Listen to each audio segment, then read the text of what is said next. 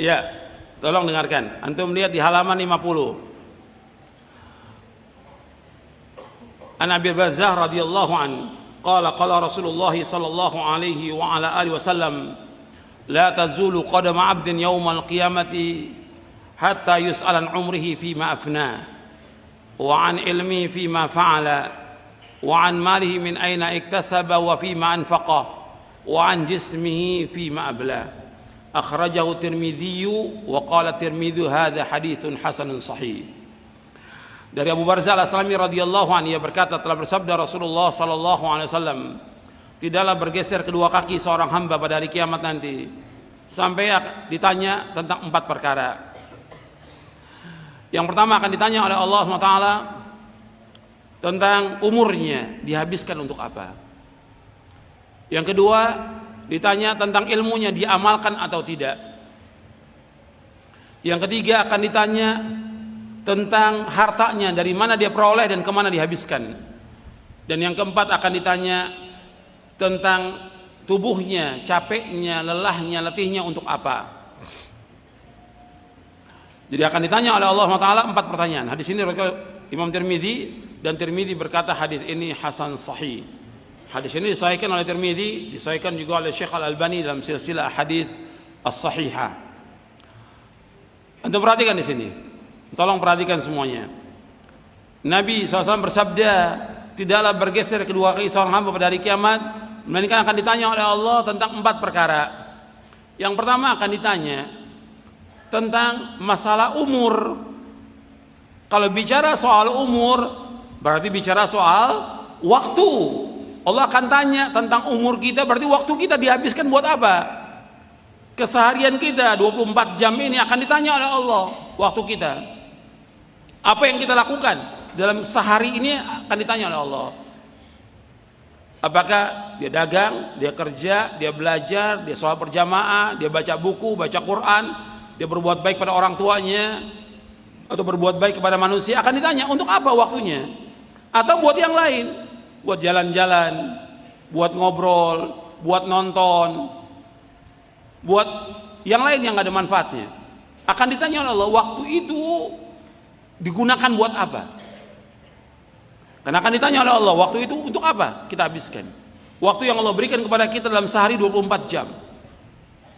Kalau kita 8 jam untuk tidur, 8 jam untuk kerja umpamanya, 8 jam lagi akan ditanya oleh Allah. Kita sholat 5 waktu, paling habis 1 jam. Kalau kita betul-betul khusyuk sholatnya 10 menit, ditambah dengan sholat sunat, cuma 1 jam. Tinggal tanya lagi 7 jam buat apa itu? Buat belajar, baca buku, akan ditanya oleh Allah. Untuk apa waktu itu? Akan ditanya. Itu yang pertama. Yang kedua akan ditanya oleh Allah SWT tentang ilmunya, diamalkan atau tidak. Antum menuntut ilmu, antum belajar, diamalkan atau tidak. Dan tadi sudah saya jelaskan dalam mukaddimah bahwa kita nuntut ilmu ini sampai kapan? Nuntut ilmu sampai kapan kita? Sampai mati. Perhatikan itu. Kata Imam Ahmad bin Hanbal, Imam Abdullah ibn Mubarak, dan imam yang lain rahimahumullah, ketika mereka ditanya, wahai para imam, sampai kapan kita nuntut ilmu? Ila an amut, sampai aku mati. Sampai kapan nuntut ilmu? Ila an adkhulal qabra, sampai saya masuk ke liang kubur. Sampai mati nuntut ilmu. Makanya kita belajar terus, nggak boleh berhenti. Saya dan antum sama sebagai penuntut ilmu, wajib belajar, wajib menuntut ilmu. Paling tidak kita baca buku 4 jam dalam sehari, minimal 4 jam kita baca. Kita mengkaji Al-Quran, hadits Nabi, buku-buku para ulama, baca 4 jam. Kemudian kita amalkan, karena ilmu untuk diapakan? Diamalkan.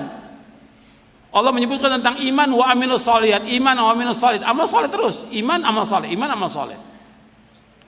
Dan kata Abdullah bin Mas'ud radhiyallahu an, kata Abdullah bin Mas'ud, ta'allamu fa idza 'alimtum fa'malu. Belajarlah kalian. Kalau kalian sudah belajar, amalkan. Ilmu untuk diamalkan, bukan untuk koleksi ilmu. Terus amalkan ilmu ini sampai kita diwafatkan oleh Allah. Syaratnya dalam kita beramal, beribadah 2. Yang pertama ikhlas, yang kedua apa? Ittiba. Ikhlas dan ittiba. Ini harus kita amalkan ilmu kita. Akan ditanya seorang dai, seorang ustadz, seorang guru, seorang talibul ilm, akan ditanya ilmunya diamalkan atau tidak. Kita untuk amalkan ilmu ini. Karena apa? Allah akan memberikan sorga, ganjaran sorga kepada orang yang berilmu atau orang yang beramal. Saya ulangi lagi, perhatikan, Allah memberikan ganjaran sorga kepada orang yang berilmu atau beramal. Beramal.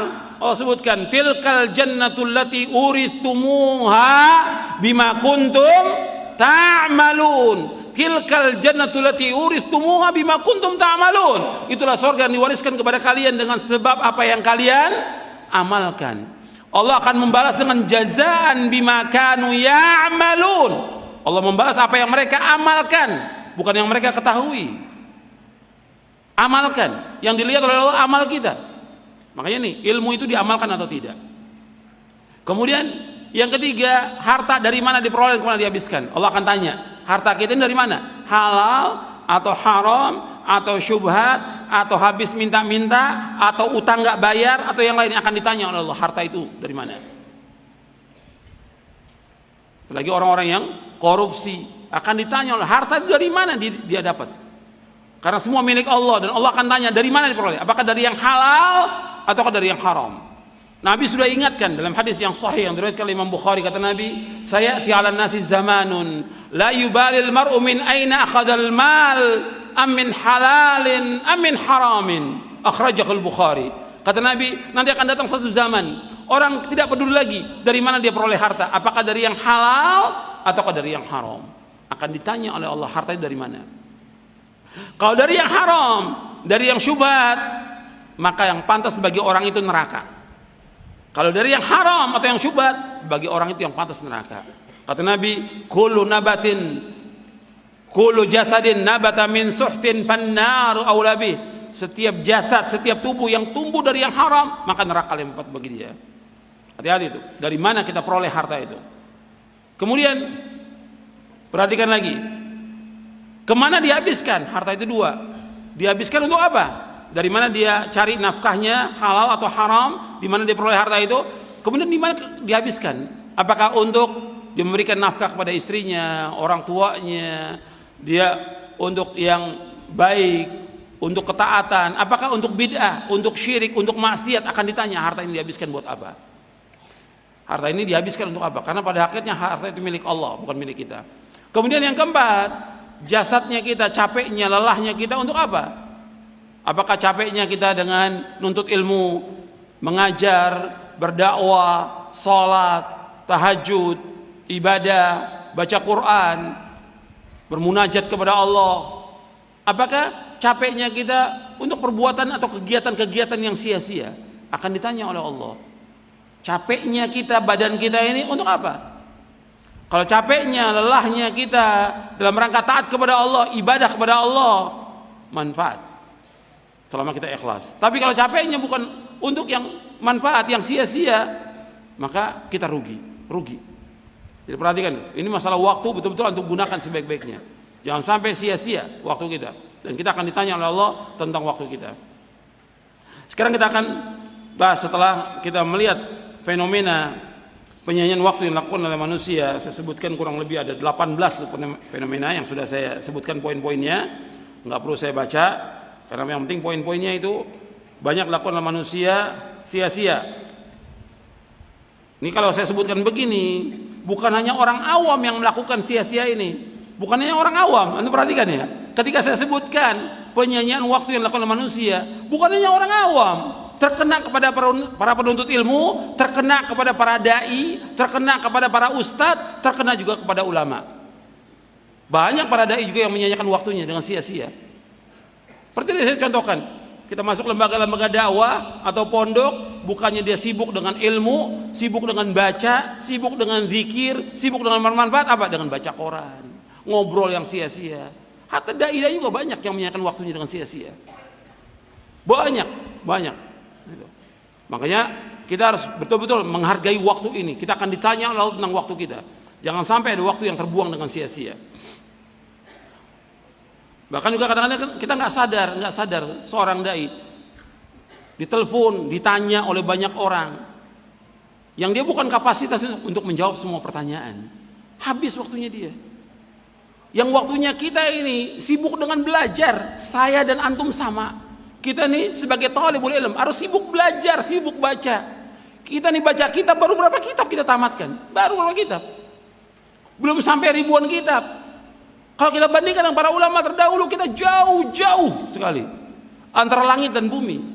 Antum lihat Ibnul Jauzi dalam kitabnya Saidul Khatir, dia mengatakan saya masih muda di Baghdad itu baca 20.000 jilid kitab. Masih muda, 20.000 jilid kitab. Belum seperti kitab yang sekarang, tulisannya sudah bagus, dicetak dengan bagus. Masih tulisan tangan dulu. Tulisan tangan, dan juga kertasnya nggak rapi seperti sekarang. Itu 20.000 jilid kitab dibaca. Imam Ibnul Jauzi, bukan Ibnu Qayyim, Imam Ibnul Jauzi dalam kitabnya Saidul Khatir. Kita satu kitab juga belum tamat baca. Bahkan yang berani lagi, yang keterlaluan, ada orang yang baca kitab aja belum tamat, belum bisa bahasa Arab, dakwah, ngajar, nggak boleh, nggak punya hak sama sekali dia untuk dakwah. Karena banyak yang tampil dai-dai yang nggak ngerti, dai karbitan, yang nggak ngerti agama, ceramah. Ini ngerusak agama, orang-orang seperti ini, ngerusak agama. Nggak boleh dalam Islam. Orang yang berdakwah wajib dia menuntut ilmu, nggak boleh dia berdakwah tanpa ilmu. Apalagi bekas pelawak, bekas penyanyi mau dakwah, nggak boleh. Belajar dulu. Bekas pendeta, mantan pendeta, wajib dia belajar agama, Al-Quran wa sunnah ala fahmi salaf, sampai dia menguasai baru dia berdakwah. Nggak punya hak sama sekali dia berdakwah. Kenapa? Allah menyatakan demikian dalam Al-Quran. Antum lihat dalam surah Yusuf, surah 12 ayat 108. Allah berfirman, "Qul hadhihi sabili ad'u ila Allah ala basiratin ana wa man ittaba'ani wa subhanallahi wa ma ana minal musyrikin." Qul hadhihi sabili, katakanlah inilah jalanku, ini manhajku, ini sunnahku. Ad'u ila Allah, aku mengajak manusia ke jalan Allah. Ala basiratin, ala ilmin wa yaqinin, dengan dasar ilmu dan keyakinan. Ana wa man ittaba'ani, aku dan orang-orang yang mengikut aku. Wa subhanallah, maha suci Allah, wa ma ana minal musyrikin, dan aku tidak termasuk orang berbuat syirik. Ya, dakwah harus dengan ilmu.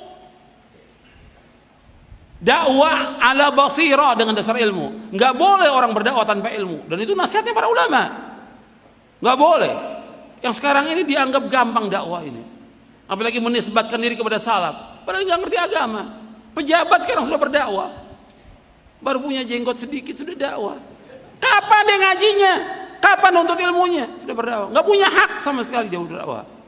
Yang berhak dakwah orang yang punya ilmu, menguasai Quran, menguasai sunnah, ala fahmi salaf, baru dia berdakwah. Kalau kita lihat kerusakan dakwah yang ada karena muncul orang-orang yang tidak berilmu, yang nggak punya faham. Mantan penyanyi, dia harus belajar dulu. Mantan pelawak, belajar dulu. Atau dia bekas apa lagi? Pendeta, belajar. Bukan dia suruh ceramah, cerita tentang dirinya. Nggak boleh dalam Islam. Perbuatan dosa dia wajib dia tutup, nggak boleh ceritakan pada manusia. Karena Nabi menyebutkan, kullu ummati mu'afan ilal mujahirin. Setiap umatku akan diampunkan dosanya kecuali yang mujahir. Mujahir artinya orang-orang terang-terangan berbuat dosa. Tadi malam dia berbuat dosa, Allah sudah tutup, dia ceritakan lagi kepada orang lain. Perbuatan dia yang lalu tutup, nggak boleh ceritakan pada orang lain, nggak boleh dalam Islam. Tutup, tobat kepada Allah dengan taubatan nasuha, belajar agama ini.